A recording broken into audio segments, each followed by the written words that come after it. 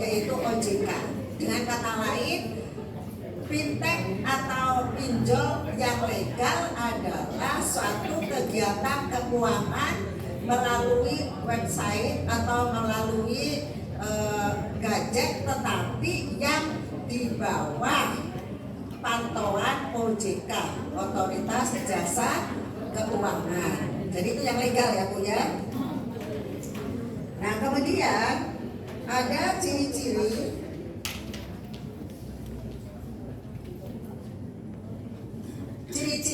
pinjaman online yang legal atau ciri-ciri pinjol yang legal. Apa saja ciri-ciri pinjol yang legal itu? Ibu bisa baca di papan tulis. Yang pertama, mempunyai izin dari OJK, Otoritas Jasa Keuangan, dan memperoleh izin usaha juga dari OJK, dan sudah mengajukan pendaftaran sebagai penyelenggara sistem elektronik, lalu konfirmasi dan mengatakan mengakses data penyelenggara fintech. Jadi intinya sudah memperoleh izin dari regulator keuangan yaitu OJK, dan juga sudah memperoleh izin usaha untuk melakukan kegiatan fintech. Kemudian yang kedua, ketentuan penagihan harus sesuai dengan peraturan OJK. Jadi kalau yang ilegal nanti ada cara-caranya kasar dengan melalui debt collector. Tapi kalau yang legal tidak. Kalau misalnya ada yang mengklaim pinjaman atau waktunya angsuran tidak angsuran, maka diberi SP dulu. Diberi SP atau surat peringatan. Diberi apa Bu? Surat peringatan ya. Pertama, kedua gitu. Jadi kalau yang tidak legal itu kan misalnya dia pinjam uang untuk beli motor, maka akan di stop di jalan, motornya diambil, orangnya ditelantarkan, ya begitu. Kalau misalnya pinjam uang juga begitu, datang ke rumah diteror, kalau tidak bayar rumahnya saya bakar, kalau tidak bayar saya laporkan ke polisi. Itu yang ilegal. Tapi kalau yang legal tidak, itu caranya dengan cara yang santun. Cuma sejauh ini saya ingin tahu pada ibu-ibu, ada yang sudah pernah pinjam uang pinjol yang ilegal, yang kalau bayar itu diburu-buru, dicari-cari, dikejar-kejar di mana-mana. Ada yang sudah pernah mengalami seperti itu?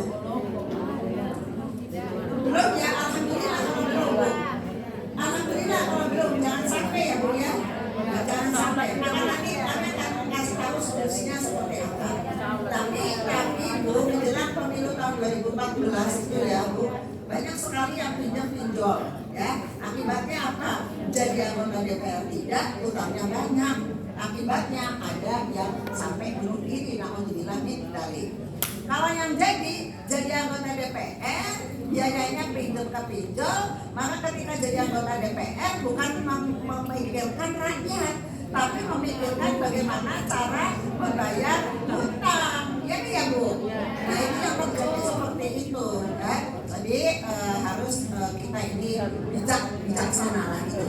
Dan itu antara lain ciri-ciri pinjaman online yang legal ya, cara menagihnya santun, kemudian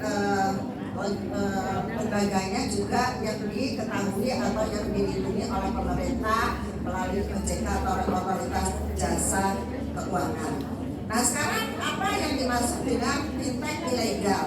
Fintech ilegal adalah pinjaman online ilegal. Kalau ilegal itu artinya tidak sah, legal sah, gitu ya. Ilegal artinya tidak sah. Adalah lembaga perusahaan keuangan sama, tapi di sini bedanya yang tidak memiliki izin resmi dari pemerintah atau regulasi keuangan dari OJK. Nah bedanya di sini Bu. Kalau yang legal yang mendapat izin dari pemerintah, yang ilegal itu tidak mendapat izin dari pemerintah. Nah, slide selanjutnya pada halaman 10 itu dikatakan bahwa perkembangan fintech di Indonesia memang saya ulang tadi di awal sama sudah menjamur karena kemudahan.